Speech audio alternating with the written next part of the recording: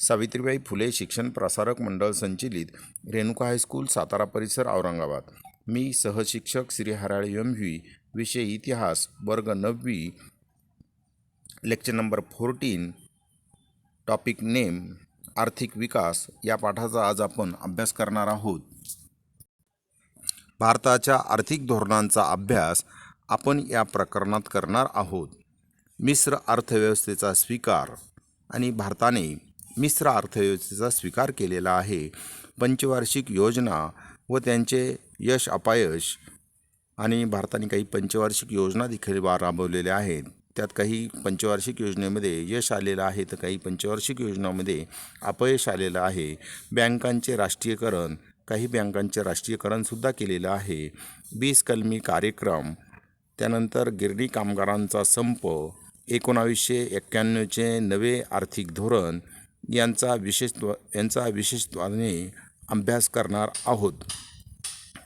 मिश्र अर्थव्यवस्था भारताला स्वातंत्र्य मिळण्यापूर्वीच आपण कोणत्या प्रकारच्या अर्थव्यवस्थेचा स्वीकार करायचा याविषयी विचारमंथन चालू होते की भारताने कोणत्या प्रकारच्या अर्थव्यवस्थेचा स्वीकार करायचा याच्यावर विचार चालू होता। प्रधानमंत्री पंडित जवाहरलाल नेहरू यांनी कोणताही टोकाचा मार्ग स्वीकारण्याऐवजी मध्यम मार्गाचा अवलंब केला। काही देशांमध्ये भांडवलशाही अर्थव्यवस्था होती आणि जगामध्ये काही देशांमध्ये भांडवलशाही अर्थव्यवस्था होती तर काही देशांमध्ये समाजवादी अर्थव्यवस्था होती। आपण पाहिलं की सोव्हिएत युनियनमध्ये समाजवादी अर्थव्यवस्था होती। प्रत्येक अर्थव्यवस्थेचे काही फायदे आणि काही तोटेही असतात, तर प्रत्येक अर्थव्यवस्थेचे काही फायदे आणि काही तोटेही असतात। भांडवलशाही अर्थव्यवस्थेत उत्पादनाची साधने खाजगी मालकीची असतात। तर जे काही भांडवलशाही अर्थव्यवस्था आहे तर या अर्थव्यवस्थेमध्ये उत्पादनाची जी साधने आहेत ती खाजगी मालकीची असतात। समाजवादी अर्थव्यवस्थेत उत्पादनाची साधने समाजाच्या म्हणजेच शासनाच्या मालकीची असतात। मिश्र अर्थव्यवस्था खाजगी आणि सामाजिक आणि मिश्र अर्थव्यवस्था खाजगी आणि सामाजिक अशा दोन्ही क्षेत्रात कार्य करते। आधुनिक भारताचा आर्थिक विकास साधण्यासाठी दोन्ही अर्थव्यवस्थांपेक्षा मिश्र अर्थव्यवस्थेला भारताने प्राधान्य दिले। या अर्थव्यवस्थेत आपणास 3 भाग दिसून येतात। अशा प्रकारे भारताने मिश्र अर्थव्यवस्था स्वीकारली आणि या अर्थव्यवस्थेचे आपणास 3 भाग दिसून येतात। नंबर 1 सार्वजनिक क्षेत्र। या क्षेत्रातील उद्योगधंदे पूर्णपणे सरकारच्या नियंत्रणाखाली व व्यवस्थापनाखाली असतात। उदाहरणार्थ संरक्षण साहित्य उत्पादन। नंबर 2 खाजगी क्षेत्र।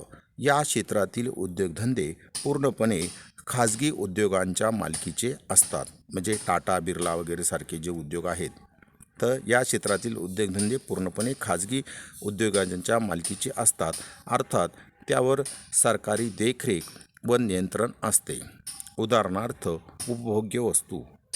नंबर 3 संयुक्त क्षेत्र। या क्षेत्रात काही उद्योग खाजगी उद्योजकांच्या मालकीची तर काही सरकारी व्यवस्थापनाखाली चालवली जातात। मिश्र अर्थव्यवस्था सुरळीत चालवण्यासाठी खाजगी व सार्वजनिक क्षेत्र यात सुसंवाद असणे गरजेचे असते। या व्यवस्थापनाचे एकच उद्दिष्ट आहे, ते म्हणजे अधिकाधिक उत्पादन आणि वस्तूंचं अधिकाधिक उत्पादन आणि मोठ्या प्रमाणावर लोकसहभाग। वस्तूंचं उत्पादन अधिक करणे आणि लोकांचा सहभाग देखील मोठ्या प्रमाणावर घेणे। या व्यवस्थेत भांडवलशाही व समाजवादी अर्थव्यवस्थेतील चांगले गुण एकत्र आणण्याचा प्रयत्न केला आहे आणि या मिश्र अर्थव्यवस्थेमध्ये काही भांडवलशाही आणि काही समाजवादी अर्थव्यवस्थेचे जे चांगले गुण आहेत ते घेण्याचा प्रयत्न केलेला आहे। नफ्याची प्रेरणा, उपक्रमशीलता, नियमपालन, कालबद्ध नियोजन इत्यादी गोष्टी मिश्र अर्थव्यवस्थेत दुर्लक्षून चालत नाही। मिश्र अर्थव्यवस्थेत तर या व्यवस्थेत देश हिताला प्राधान्य देण्याची प्रवृत्ती असते की देशाचं हित झालं पाहिजे, फायदा झाला पाहिजे. दीर्घकालीन विकासावर अधिक भर देण्यात येतो आणि दीर्घकालीन विकासावर देखील अधिक भर देण्यात येतो. संरक्षण, शास्त्रीय संशोधन, शिक्षण, रस्ते, रेल्वे, कालवे, बंदरे आणि विमानतळ उभारणी ही क्षेत्रे भरपूर भांडवल गुंतवणूक आणि या क्षेत्रामध्ये भरपूर भांडवल गुंतवणूक करावी लागते, पण फळ मात्र उशिरा देणारी आहेत आणि त्यापासून मिळणारे फायदे मात्र उशिरा मिळतात. या क्षेत्रात खाजगी उद्योजक मोठ्या प्रमाणावर पुढे येत नाहीत आणि अशा प्रकारे या क्षेत्रामध्ये खाजगी उद्योजक जे आहेत ते मोठ्या प्रमाणावर पुढे येत नाही. अशा वेळी सरकारलाच पुढाकार घ्यावा लागतो आणि अशा वेळी या उद्योगामध्ये सरकारलाच पुढाकार घ्यावा लागतो. वरील पद्धतीने मिश्र अर्थव्यवस्थेचे प्रारूप वापरून आणि पंचवार्षिक योजनांचा स्वीकार करून भारताने विकासाची वाटचाल सुरू केली. तर अशा प्रकारे पंचवार्षिक योजनेचा स्वीकार करून भारताने विकासाची वाटचाल सुरू केली. 1973च्या औद्योगिक धोरणाने विकासाची गती वाढली आणि 1973मध्ये जे औद्योगिक धोरणाने विकासाची गती वाढली, या धोरणानुसार अवजड उद्योजक घराणी व परकीय उद्योग यांचा प्रभाव आटोक्यात आणणे आणि प्रादेशिक विकासाचा समतोल साधणे या गोष्टींना प्राधान्य दिले गेले. लघु उद्योग म्हणजे छोटे छोटे उद्योग, ग्राम उद्योग म्हणजे खेड्यागावामधील चालणारे उद्योग, घरगुती उद्योग म्हणजे घरी बसून केले जाणारे उद्योग यांच्या विकासावर लक्ष देण्यात आले. सहकार क्षेत्राकडे विशेष लक्ष देण्यास सुरुवात झाली आणि जे काही सहकारी क्षेत्र होतं याकडे देखील विशेष लक्ष देण्यास सुरुवात झालेली होती. पंचवार्षिक योजना म्हणजे जी काही 5 वर्षासाठी चालणारी योजना आहे तिला पंचवार्षिक योजना म्हणतात. भारत स्वतंत्र होईपर्यंत परकीय राजवटीने भारताचे पुरेपूर आर्थिक शोषण केलेले होते आणि भारत स्वतंत्र होईपर्यंत आपल्या देशावर ब्रिटिशांचं राज्य होतं. ब्रिटिशांनी आपल्या देशाचं खूप मोठ्या प्रमाणावर आर्थिक शोषण केलेलं होतं. आपली संपत्ती ब्रिटिशांनी ब्रिटनमध्ये नेलेली होती आणि त्यामुळं आपल्या देशाला दारिद्र्य, बेकारी आले आणि त्याचप्रमाणे लोकसंख्या वाढ. भारताचा जगामध्ये सध्या 2रा क्रमांक आहे आणि निकृष्ट राहणीमान आणि राहणीमान देखील म्हणजे गरिबी असली की राहणीमान देखील निकृष्ट. शेती व उद्योगधंदे यांची अल्प उत्पादन क्षमता आणि सुरुवातीच्या काळामध्ये शेती आणि उद्योगधंदे यांचं काय होतं की अल्प उत्पादन क्षमता होती, म्हणजे कमी प्रमाणात उत्पादन होत होतं. तसेच ज्ञान, विज्ञान आणि तंत्रज्ञान या संबंधीचे मागासलेपण. सुरुवातीच्या काळामध्ये आपण ज्ञानामध्ये देखील मागं होतो, विज्ञानामध्ये मागं होतो, तंत्रज्ञानामध्ये देखील मागासलेपण होतं. अशा बिकट समस्या देशासमोर होत्या आणि अशा या बिकट समस्या आपल्या भारत देशापुढे होत्या. त्या सोडवण्यासाठी नियोजनाची गरज होती आणि या सर्व समस्या सोडवण्यासाठी भारताला नियोजनाची गरज होती. 1950मध्ये भारत सरकारने नियोजन मंडळाची स्थापना केली आणि अशा प्रकारे 1950मध्ये भारत सरकारने नियोजन मंडळाची अखेर स्थापना केली. प्रधानमंत्री पंडित जवाहरलाल नेहरू हे या मंडळाचे अध्यक्ष होते. या मंडळाने कृषी म्हणजे शेती संबंधी, तर या मंडळाने कृषी आणि ग्रामीण विकास, संतुलित उद्योगीकरण, किमान जीवनमानाची तरतूद, लोकशाही सुसंगत असा आर्थिक विकास, नियोजनाची आखणी व अंमलबजावणी आणि अशा प्रकारे नियोजनाची आखणी आणि त्यानुसार अंमलबजावणी यामध्ये लोकांचा सहभाग आणि व्यक्तींचा विकास करणारी 5 वर्षाची योजना तयार केली आणि अशा प्रकारे लोकांचा सहभाग आणि व्यक्तींचा विकास करणारी 5 वर्षाची योजना तयार केली. ही योजना म्हणजेच पंचवार्षिक योजना होय. आणि अशा प्रकारची ही 5 वर्षासाठीची जी योजना आहे तिला पंचवार्षिक योजना असे म्हणतात. नियोजनाचे मूलभूत तत्व. एखाद्या देशातील साधन सामग्रीचे प्रमाणशीर वाटप व तेथील मनुष्यबळाचा योग्य वापर त्या देशातील जनतेच्या गरजा भागवण्यासाठी झाला पाहिजे. हे नियोजनाचे सर्वसामान्य तत्व आहे. योजनांची उद्दिष्टे. भारताच्या आर्थिक नियोजनाची सर्वसाधारणपणे उद्दिष्टे पुढीलप्रमाणे आहेत. त्यात नंबर 1 राष्ट्रीय उत्पन्नात वाढ. तर राष्ट्रीय उत्पन्नात वाढ झाली पाहिजे. नंबर 2 मूलभूत उद्योगधंद्यावर भर देऊन झपाट्याने उद्योगीकरण घडवून आणणे.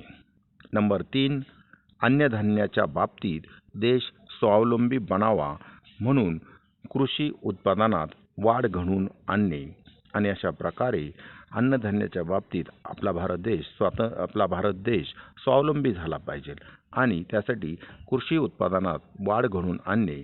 नंबर 4 वाढत्या प्रमाणावर रोजगार उपलब्ध करून देऊन देशात मनुष्यबळाचा पुरेपूर उपयोग करून घेणे. आणि अशा प्रकारे वाढत्या प्रमाणावर रोजगार उपलब्ध करून या मनुष्यबळाचा पुरेपूर उपयोग करून घेणे आवश्यक आहे. नंबर 5 प्राप्ती आणि संपत्ती यामधील विषमता दूर करणे. आणि प्राप्ती आणि संपत्ती यामधील जी काही विषमता आहे ती दूर करणे. नंबर 6 वस्तूंच्या किमती स्थिर पातळीवर ठेवणे. आणि ज्या वस्तूंच्या किमती ज्या आहेत त्या स्थिर पातळीवर ठेवणे आवश्यक आहे. नंबर 7 कुटुंब नियोजन करून वाढत्या लोकसंख्येला आळा घालणे. आणि अशा प्रकारे भारत देशाची लोकसंख्या वाढत आहे, त्याच्यावर उपाय म्हणजे कुटुंब नियोजन करणे आवश्यक आहे. नंबर 8 दारिद्र्य निवारण करून राहणीमान उंचावणे. आणि जे काही दारिद्र्य निवारण करून तर आपल्या राहणीमानामध्ये सुधारणा घडवून आणणे आवश्यक आहे. नंबर 9 सामाजिक सेवांचा विकास करणे. आणि नंबर 10 आर्थिक क्षेत्र स्वावलंबी करणे. पहिली पंचवार्षिक योजना, तिचा कालावधी आहे 1951 ते 1956.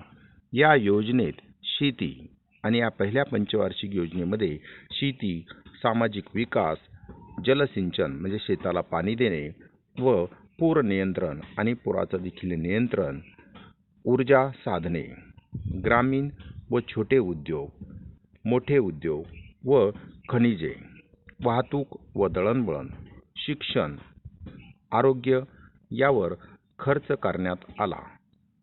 नियोजनबद्ध आर्थिक विकासाची पायाभरणी करणारी ही योजना होती. दुसरी पंचवार्षिक योजना आणि हिचा कालावधी आहे 1956 ते 1961. या दुसऱ्या पंचवार्षिक योजनेत औद्योगिकरणाचे महत्त्वाकांक्षी उद्दिष्ट साध्य करायचे होते, म्हणजे उद्योगधंद्यामध्ये वाढ करायची होती.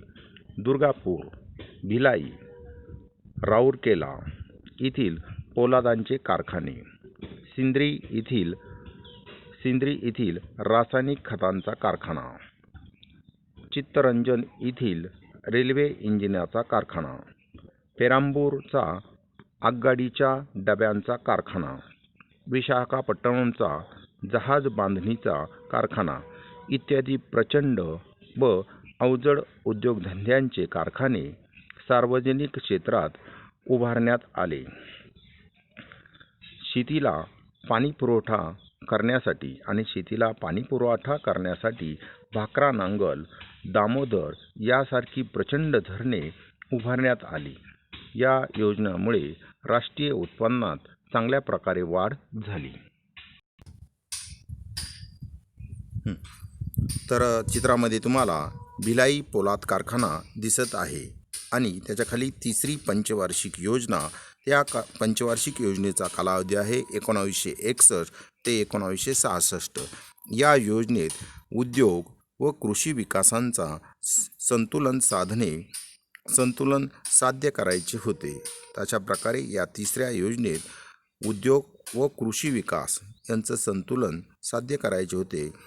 दर साल राष्ट्रीय उत्पन्नात वाढ घडवून आणणे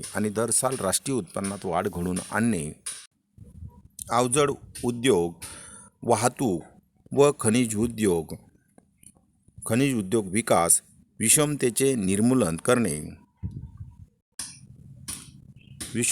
निर्मूलन करणे आणि रोजगार संधी विस्तार हा मुख्य हेतू होता आणि रोजगाराच्या संधी प्रत्येकाला मिळाल्या पाहिजे.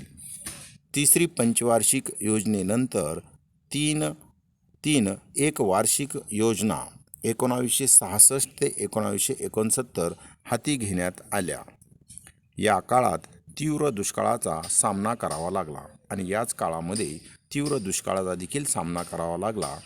चीनचे आक्रमण आणि याच काळात चीनने भारतावर आक्रमण केलं होतं आणि पाकिस्तानशी संघर्ष आणि पाकिस्तानशी सुद्धा युद्ध झालेलं होतं. पाकिस्तानशी युद्ध यामुळे विकासाच्या कामापेक्षा संरक्षणाकडे व दुष्काळ निवारणाकडे सरकारला अधिक लक्ष द्यावे लागले. अशा प्रकारे भारताला या दुष्काळांचा आणि संरक्षणाकडे अधिक लक्ष द्यावे लागले. या गोष्टींमुळे भारताच्या अर्थव्यवस्थेवर फार ताण पडला आणि या गोष्टींमुळे म्हणजे दुष्काळामुळे आणि संरक्षण क्षेत्राकडे अधिक लक्ष दिल्यामुळे भारताच्या अर्थव्यवस्थेवर त्याचा फार ताण पडलेला होता. चौथी पंचवार्षिक योजना. या चौथ्या पंचवार्षिक योजनेचा कालावधी आहे 1969 ते 1974. या योजनेची उद्दिष्टे ठरवताना भारत स्वावलंबी बनावा आणि भारत सर्व बाबतीत स्वावलंबी बनावा, मूलभूत उद्योगांचा सरकारने विकास करावा, आर्थिक विकासाचा वेग वाढावा आणि समाजरचना निर्माण करण्याकडे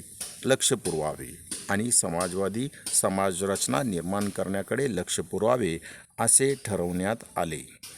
या योजनेच्या काळात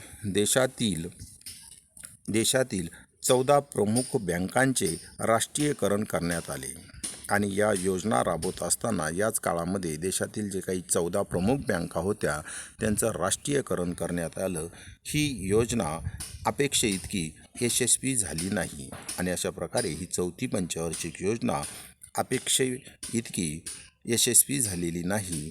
चौथ्या योजना काळात बांगलादेश युद्धाचे परिणाम भारतीय अर्थव्यवस्थेला सहन करावे लागले आणि अशा प्रकारे ह्या चौथ्या पंचवार्षिक योजनेमध्ये बांगलादेशाच्या युद्धाचे परिणाम भारताला देखील भोगावे लागले. भारताच्या अर्थव्यवस्थेला त्याचे धक्के सहन करावे लागले.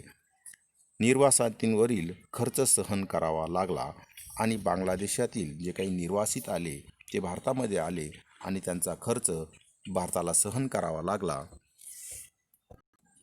सरकारी नोकरांची पगारवाढ आणि याच काळामध्ये सरकारी नोकरांची पगारवाढ, रेल्वे कर्मचाऱ्यांची वेतनवाढ आणि रेल्वे कर्मचाऱ्यांची देखील पगारवाढ, आंतरराष्ट्रीय बाजारातील पेट्रोलचे वाढते भाव आणि आंतरराष्ट्रीय बाजारामध्ये देखील पेट्रोलचे वाढते भाव यामुळे भारतीय अर्थव्यवस्थेला धक्के सहन करावे लागले आणि अशा प्रकारे या भारतीय अर्थव्यवस्थेला धक्के सहन करावे लागलेले आहेत.